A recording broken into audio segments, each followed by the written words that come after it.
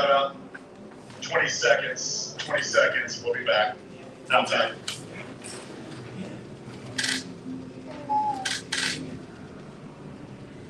Hello.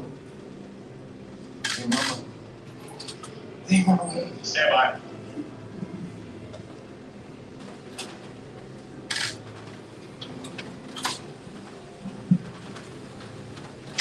Liberty wraps up the regular season 82-79 win over Western Kentucky. Into the media room with head coach Ritchie McKay. Coach, opening statement. We'll get some questions from the media.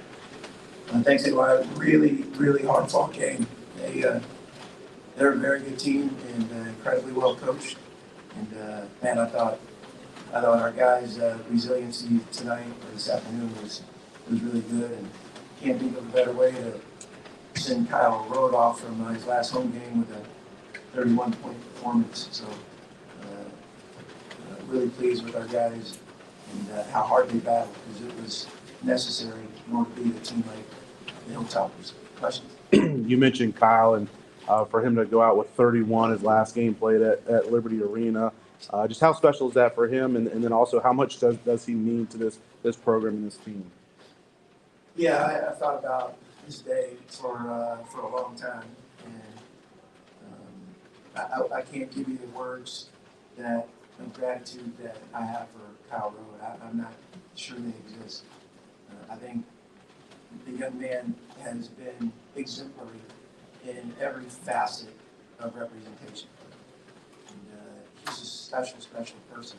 And I'm real. There won't ever be one that I get to coach like him. Well, maybe him.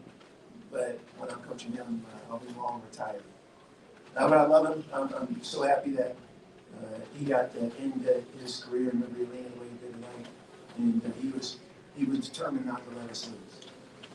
And Shiloh, he also had a season high in points, and maybe doesn't get as much notoriety as Kyle does, but he also played a big part in the win tonight. Yeah, if Shiloh had a divisive personality, or he showed his frustration, exuded some kind of expression of unmet expectations, we wouldn't be here. We'd have been a fractured, divided house. And not once. So I was happy that he played as well as he did tonight, and I left him in there because I thought his consistency and his defense was great. And I'll just give you 2 cents on Gabriel, because I thought the way Gabriel played this season was really important to our cause. He's a leader. And I'm really blessed that I got a chance to coach both of us. You guys at one point were down by 9 in the first half. You led by 10 in the second half. How much did this team's ability to handle the ebbs and flows of the game kind of mirror the way they've been all season? They handle it better than I'm handling AJ right now. I think it's a testament to what we've been through. We've had these. We keep telling them that it's a bumpy road to better. We've had these potholes that we've been navigating, whether they're our own unmet expectations or those of others, and our own frustrations or regret about what we didn't do or how we made mistakes. But again, I think it's a reflection of our guys' continual pursuit. I had a great devotional day. Author talked about how we just get so captivated or even seduced by these horizontal pursuits, like thinking that they're going to fulfill us. And we should all know that it's only in our vertical pursuit that I think you'll find some satisfaction. How I relate that to our group is that pursuit of relationship, authentic relationship. And I think if you were around us every day, you get a chance to taste and see that. Doesn't mean it doesn't ensure victory, trust me. But it does promote connection, authentic connection. You also had a season high in both makes and attempts from the free throw line. Do you think your team was being a little bit more aggressive? Was that part of the game plan today? No, great question, Don. I think it was just really that physical.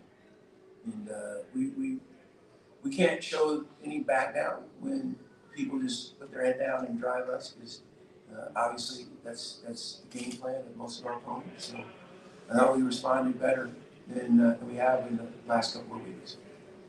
In terms of a game like this, what value is there as we head into March Madness when there are a lot of tense moments, a lot of times these games come down to the wire that y'all have been in both of them, you kind of know what it's like on both sides and know what happens if you don't do it right and you lose, but also what happens when you do things right in these close games and you get wins. Yeah, Eddie, I think our group is confident. Just most of the guys that have been here have been a part of some of the historical success that they've had. So even when we don't get the desired outcome, I don't think our group is so downtrodden that we won't come with the same urgency the next day to work. Obviously, when you win, you feel a little bit better about yourself. And I just think this new league has really challenged us. And I think we keep growing and keep honoring the process. So our guys are looking forward to Huntsville, but every single team, all 9 of us, are looking forward to that. And I know we'll have a lot of talk about what numbers by your name and what seed you are. Like in this league, matchups are important. How rested you are, how physical the game is. So I think our guys would have been excited for the opportunity. It's postseason, it's March Madness, regardless of the outcome. But obviously, it feels better when you get the desired result.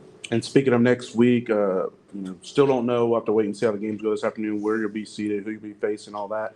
But a loss would have assured you in the play-in game. There's still a possibility you could be there, but probably less likely. How important is it to be, probably having 3 games that you have to win to cut down nets rather than possibly 4? Yeah, it's. I was gonna empty the tank of the guest starters tonight because I thought it would be next to impossible to win 4 games in 3 nights, especially against this level of competition. So it still may happen, and if it is, that is the god of impossible. But I do think it puts us in a little better spot, and I think we can finish as high as 4. I'm not 100% sure, but I think our group is. I think our group is of the belief that we're getting better, and we're in continual. We're fixated on that improvement. So I hope it carries over, and we'll see what happens next week in Huntsville. Thanks, guys.